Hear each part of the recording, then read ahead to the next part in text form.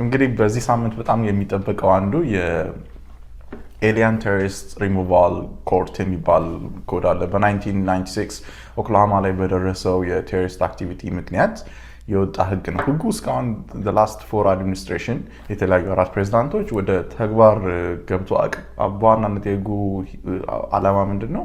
አሜሪካ ውስጥ የቴሮሪስት አክቲቪቲ ውስጥ የተሳተፉ ወር ደግሞ የቴሮሪስት ኦርጋናይዜሽንን ሳፖርት ያደረጉ ወር በማንኛውም ነገር የቴሮሪስት አይዲዮሎጂን ኤስፓውስ ያደረጉ ሆልድ ያደረጉ ሰዎች አሜሪካ ውስጥም ሊሆን ይችላል፣ ኢትዮጵያ ውስጥም፣ አፍሪካ ውስጥም ኤኒ አዘር ፕሌስስ ሆልድ ያደረጉ ሳፖርት ያደረጉ ይሄ በአሜሪካ ህግ ቴሮሪስት ሊባል አይጠበቅበትም። ይሄ ድርጅት የቴሮሪስት አይዲዮሎጂ ያላቸውን አካላት የደገፈ ሳይቀር ለምሳሌ ኢትዮጵያ ውስጥ ያሉ የቴሮሪስት ኦርጋናይዜሽን ብሎ የኢትዮጵያ መንግስት የደገፋቸው እና የአሜሪካ መንግስት ከቫዮለንስ አንጻር ይሄ ቲር 3 የሚባለውን ዲዚግኔሽን የሰጣቸውን ሁሉ ሊሆን ይችላል። በእነዚህ ውስጥ ያለን ሰው ያለምንም ዲው ፕሮሰስ ያለምንም የፍርድ ቤት ሂደት የአሜሪካ መንግስት ሪሙቭ ማድረግ የሚያስችል ኮርት ነው። ይሄ ወይም ዲሲሽን ነው የ1996 የኤሊያን ቴሮሪስት ሪሙቫል ኮርት የሚባለው ማለት ነው። የትራምፕ አድሚኒስትሬሽን አሁን ወደ ፍርድ ቤት ይዞ መጥቷል። ይህን ኬዝ አንድ ግለሰብ ላይ ያስወግድ ማለት ነው፣ ወይም ሪሙቫል ፕሮሲዲንግ ውስጥ ሳይገባው ከአሜሪካ ሪሙቭ ሊያደርገው። እንግዲህ ረቡዕ ዕለት የፍርድ ቤት ውሳኔ የሚጠበቀው በዙ ዙሪያ ነው። ፍርድ ቤት እስካሁን ዶርማንት ሆኖ የቆየውን ሳይሰራበት የቆየውን ይህን ህግ ማንም ሰው ሪሙቭ ተደርጎበት የማያውቀውን ይህን ህግ ወደ ተግባር እንዲገባ ይፈቅዳል አይፈቅድም የሚለው ነው። ይህን ህግ ፍርድ ቤቱ ግሪን ላይት ከሰጠው እንግዲህ በጣም ማሲቭ የሆነ ዲፖርቴሽን ልንመለከት ነው። የዲፖርቴሽን ምንም አይነት የኢሚግሬሽን ፍርድ ቤት ውስጥ ሳያልፉ ምንም አይነት ሌላ የፌዴራል ፍርድ ቤት ውስጥ ሳያልፉ አሜሪካ መንግስት ከቴሮሪስት ጋር እስካገናኛቸው ድረስ ወር ደግሞ ኢቨን ቲር 3 የሚባለው ሊንክ ውስጥ ፋኖም ሊሆን ይችላል፣ ኦነግም ሊሆን ይችላል፣ ከዚህ በፊት የነበሩ እንደ ግንቦት 7 ሊሆን ይችላል። ከነዚህ ጋር ኮኔክት አላቸው ብሎ የሚያስባቸውን አካላት ሁሉ ወደ ሪሙቫል ፕሮሲዲንግ ሳያስገባቸው ሊያስወጣ ይችላል ማለት ነው። በእኔ ግምት ፍርድ ቤቱ ጠባብ የሆነ ውሳኔ ሊወስን ይችላል ብዬ አስባለሁ። ማለትም እስከዛሬ ድረስ ተግባራዊ ያልሆነን ህግ ወደ ተግባር እንዲገባ የትራምፕ ዲፓርትመንት ኦፍ ጀስቲስ መወሰኑ ለፍርድ ቤቱ ትንሽ ግር ሊል ይችላል እና ግሪን ላይት ላይሰጥ ይችላል። ይህን ፍርድ ቤት ስራን እያደረገ ያለው ይህን ኬዝ እያየ ያለው የቡሽ ተሿሚ የሆነ ዳኛ ነች። ስለዚህ ሞስት ላይክሊ ግሪን ላይት ላይሰጡት ይችላሉ ብዬ አስባለሁ። ሙሉ ለሙሉ ግን የሚሆን አይታወቅም። አንደኛው አፕዴታችን ይሄ ነው። እዚህ ጋር እንግዲህ ከአሳራጅ መንግስታት የተላከ የሐሰት ወንጀል አለመሆኑንና ስደተኛው ንጹህ መሆኑን ፍርድ ቤት የሚያረጋግጥበት ህጋዊ ዋስትና ምን ያህል አስተማማኝ ነው? አንዱ አስጨናቂ ፓርቱ የዚህ ህግ የዲው ፕሮሰስን ማለፍ ነው። ምንም አይነት የፍርድ ቤት ሂደቶችን አንድ ሰው ሳይሄድ በዚህ ውስጥ የተሳተፈን አካል ሪሙቭ ማድረግ ይቻላል የሚል ነው። እንደነገርኩ የህጉ ታሪካዊ አመጣጥ ከኦክላሆማ ጋር ከነበረ የቴሮሪስት አክቲቪቲ ነው። ስለዚህ የተፈጠረበት መንፈስ ራሱ ልክ እንደ 9/11 ባለ አክት ነው እና ብዙ ኢሞሽን ያለበት ነው። ትሪገር የተደረገው ምንም አይነት የቼክ ኤንድ ባላንስ ሲስተሞችን በስነስርዓቱ ሳያልፍ የወጣ ነው። ለዚህ ነው ሁሉም አድሚኒስትሬሽኖች ከህጉ በኋላ ያሉት ወደ ተግባር ሊያስገቡት ያልፈቀዱት ማለት ነው። ትራምፕ አሁን ለምን አስፈለገው? እንግዲህ የትራምፕ አድሚኒስትሬሽን እኛም አንተም እንደምታውቁት በዋናነት ዓላማው ብዙ ኤሊያኖችን ብዙ ኢሚግራንቶችን ከአሜሪካ ማስወጣት ነው። ምናልባት አንድ ዴታ እዚህ ላይ መጥቀስ ቢያስፈልግ አሜሪካ በአመት አሁን ያለውን ኢኮኖሚ ለማስቀጠል አሁን ያለውን ሌበር ማርኬት ለማስቀጠል እስከ 2 ሚሊዮን ኢሚግራንቶች ያስፈልጓታል በየአመቱ ማለት ነው። አሁን ላይ የሚገርመው ነገር ኔጌቲቭ ነው። በአመት አሜሪካ ውስጥ ያለው ሰው ምን ማለት ነው? ኔጌቲቭ ከአሜሪካ የሚወጣው ሰው በዝቷል ወደ አሜሪካ ከሚገባው። ይሄ ዜጋንም ይሆናል ዜጋም ያልሆነም ሊሆን ይችላል። ብዙ የዜና ዘገባዎች ብዙ ዴታዎች አውጥተውታል እና እንግዲህ የትራምፕ አድሚኒስትሬሽን በዚህ ሂደት ውስጥ አሁንም ሞር ሰዎች እንዲወጡ የሚፈልግበት ምክንያት የመጡበት አጠቃላይ የፖሊሲ ስትራክቸር ነው። ምክንያቱም የሪፕሌስመንት ቲዮሪ የሚባለውን የትራምፕ አድሚኒስትሬሽን ላይ ያሉ ፖሊሲ ሜከሮች ገዝተውታል እና የአሜሪካ ነጮች በመጤዎች እየተተኩ ነው የሚለው ማለት ነው። ይሄ ሪፕሌስ ያደርጓቸዋል ማይግራንቶች አሜሪካኖችን የሚለው ፍርሃት ስላለ በኤኒ ሚንስ አሁን ያሉትን 4 ዓመታት ተጠቅመን ብዙ ሰው እናውጣ፣ ወደ አሜሪካ የሚገቡትንም እናግድ ነው። እስካሁን ያሉት ሂደቶች የተፈለገውን ያህል የዲፖርቴሽን ቁጥር ሊያስገኙላቸው አልቻለም። ምክንያቱም የህግ ፕሮሰስ አለ፣ የፍርድ ቤት ፕሮሰስ አለ፣ ዲው ፕሮሰስ አለ። ብዙ ኢሚግራንቶች ይህን ሂደት እየሄዱ ስለሆነ ማለት ነው። ወደ 84,000 ህዝብ አሁን ላይ በኢሚግራንትነቱ ብቻ እስር ቤት ውስጥ አለ።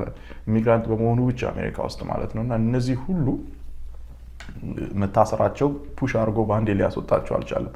እና ይህን ፕሮሲዲንግ አልፈው ተሻግረው በአንዴ ማስወጣት የሚፈልጉበት ኢንትረስት ስላላቸው ያንን ነው መሰረት አድርገው ፑሽ እያደረጋሉ። እንግዲህ ሌላ በተማሪ ቪዛ ላይ ለውጥ ተመልክተናል። የተማሪ ቪዛ ከዚህ በፊት አንድ ሰው ወደ አሜሪካ ሲመጣ የተማሪ ቪዛውን ኤፍ1 ቪዛ ያገኛል። ኤፍ1 ቪዛ አግኝቶ ሲመጣ ልክ አሜሪካ ውስጥ ሲገባ አይ-94 የሚባል ዶክመንት ኢሹ ይደረግለታል። እዛ አይ-94 ላይ ምን ያህል ጊዜ አሜሪካ ውስጥ መቆየት እችላለሁ ወይም ትችላለህ የሚለው ላይ ዱሬሽኑ ወይም ዱሬሽናል ሊሚቱ አይቀመጥለትም። ዴስ ተብሎ ነው የሚቀመጠው። በቢ1 በቢ2 አሜሪካ ውስጥ ስትገባ በአብዛኛው ቢ1 ቢ2 ማለት ብዙ ሰዎች ለጉብኝት፣ ለቱሪስት፣ ለአጭር ጊዜ ቢዝነስ የሚገቡበት የቪዛ ታይፕ ነው። በዚህ ስትገባ 6 ወር ነው የምታገኘው። አይ-94ህን ኮምፒውተር ላይ ገብተህ ቼክ ስታደርገው ፓስፖርት ቁጥርህን፣ ስምህን፣ ዴት ኦፍ በርዝን አስገብተህ ማለት ነው የ6 ወር ቆይታ እንዳለ ያሳያል። በአብዛኛው ለሁሉም ነው ማለት አይደለም። ወደ ኤፍ1 ስትመጣ አይ-94ን ቼክ ስታደርገው የሚያሳይክ ዱሬሽናል ሊሚቱ ዴስ ነው፣ ሊሚት የለውም።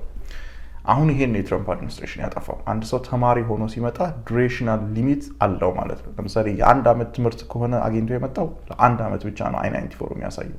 የ4 ዓመት ፒኤችዲ ከሆነ መጀመሪያ አይ-20 የተባለው ዶክመንት ላይ ያለው 4 ዓመት ብቻ ነው የሚሰጠው አይ-94 ላይ። ስለዚህ ኤፍ1 ያገኛል። ኤፍ1 አይ-94 አይ-20 የተለዩ ዶክመንቶች ናቸው። ኤፍ1 ማለት ቪዛ ነው፣ ልክ እንደ ቢዋን ቢቱ እንደምንለው።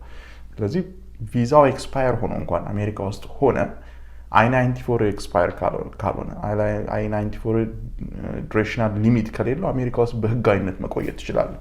ሎንጋስ አይ-20 እስከሚፈቅድልህ ድረስ ማለት ነው። አይ-20 ማለት ደግሞ ትምህርት ቤት አሁንም አክቲቭ የሆነ የትምህርት ስኬጁል አለ፣ የትምህርት ስታተስ አለ ብሎ የሚናገረው ዶክመንት ነው። ስለዚህ አሁን አይ-20 ኢሹ ሲደረግልህ የ4 ዓመት ትምህርት ነው ይላል።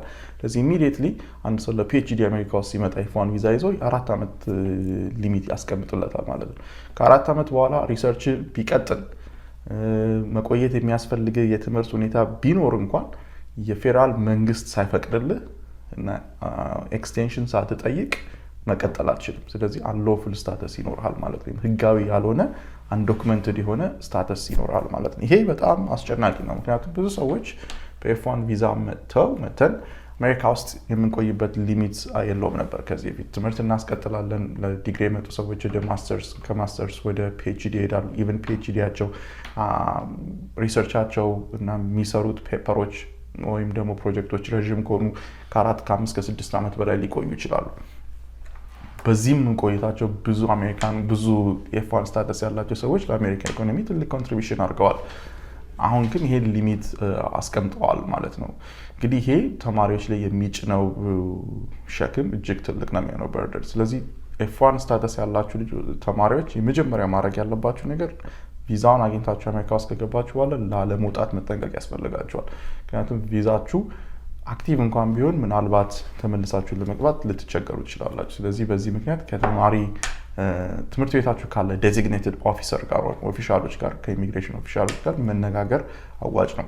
የቆይታ ጊዜያችሁን ሊሚት የተደረገባችሁና ሊሚቱ ሊያልፍባቸው ሰዎችም ይሄን ኤክስቴንድ የማድረግ ፕሮሲዲንግን በጊዜ መጨመር ከትምህርት ቤት ካሉ ዲዚግኔትድ ኦፊሰሮች ጋር ከኢሚግሬሽን ኦፊሰሮች ጋር መነጋገር መልካም ነው። እንግዲህ ወደፊት ይሄ ሊቀየር ይችላል።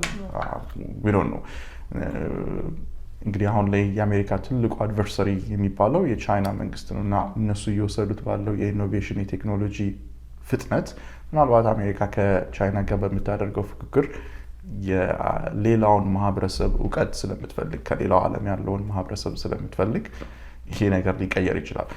ከዚህ በፊት የሲንጋፖር ፕራይም ሚኒስተር የነበረው ግለሰብ አሁኑን የቻይናን ፕሬዚዳንት አግኝቶት እንዲህ ብሎት ነበር፣ አሜሪካንን ልታሸንፉ አትችሉም።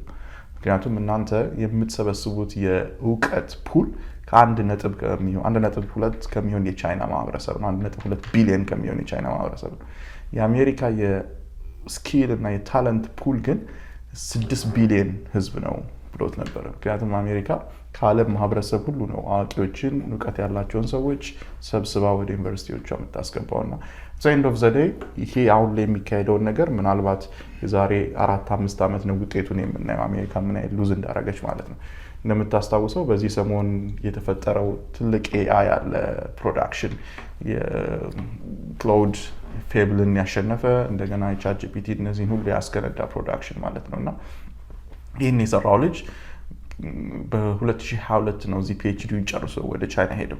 ምናልባት አሜሪካ ውስጥ ኮንዲሲቭ ኢንቫይሮንመንት ቢኖር የግሪን ካርድ ፕሮሲዲንጉ ቢስተካከልነት ይሄ ልጅ እዚህ ቆይቶ ያ ፕሮዳክሽን ያምርት የአሜሪካ ነበር የሚሆነው። እንግዲህ 2022 ላይ ያለን ኢምፓክት የተመለከትነው ውጤቱን 2026 ላይ ነው።